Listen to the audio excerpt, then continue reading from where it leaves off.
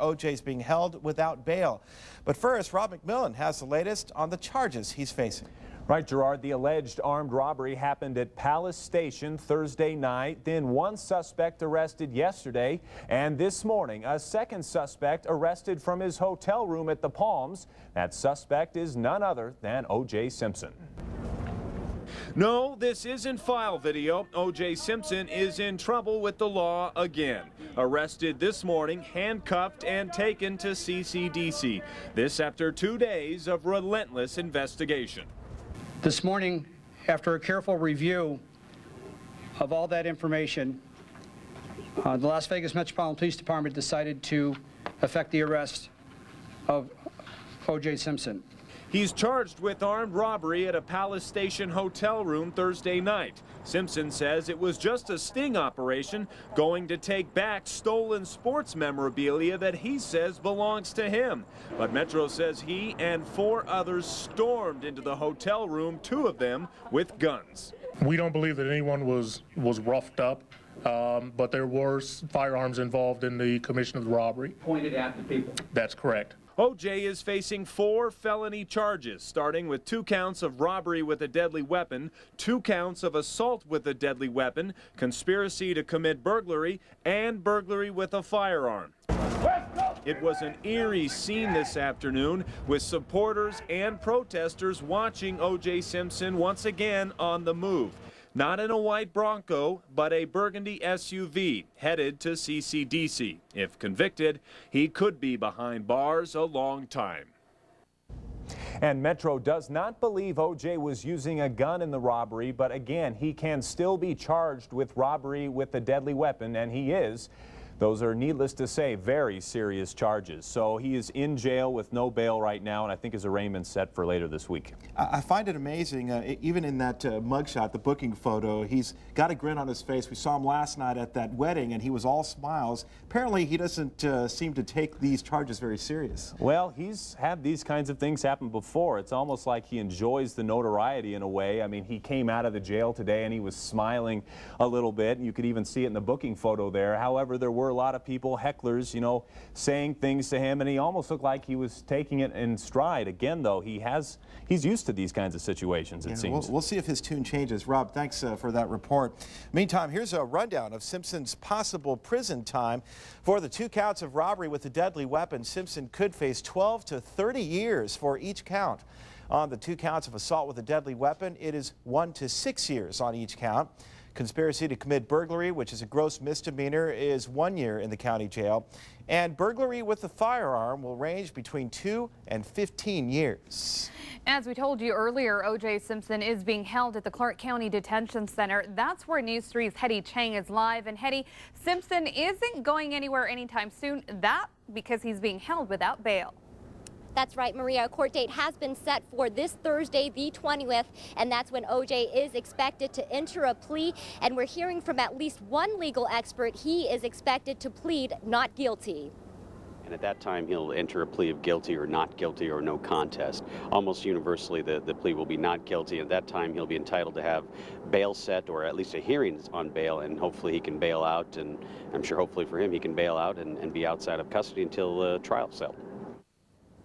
Simpson's attorney, Yale Gallanter, tells the Associated Press tonight that he will fight these charges vigorously. In the meantime, O.J. will be held here behind bars at the Clark County Detention Center. We do understand that he will have his own jail cell separate from the other inmates here, and that is pretty standard procedure when it comes to high-profile cases like this one. Now, today, definitely a much different picture than the O.J. we saw at that wedding yesterday on Las Vegas Boulevard. A friend's wedding there, O.J. was joking with reporters. He was smiling, even whistling on the way out of the chapel.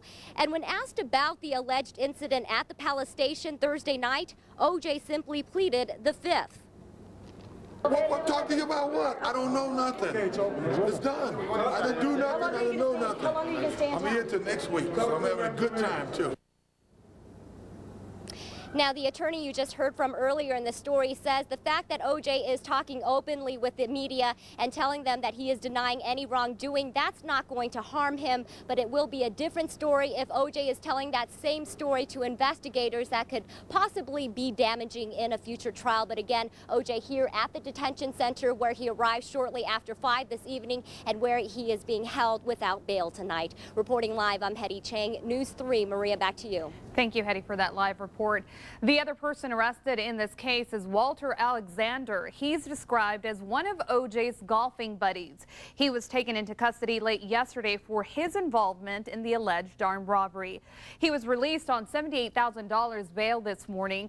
Alexander does have an address here in southern Nevada, an apartment complex on Warm Springs Road.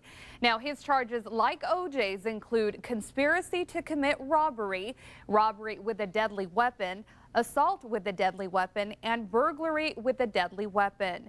In addition to Simpson and Alexander, Metro Police say 4 more people were involved in this armed robbery and are now wanted by police.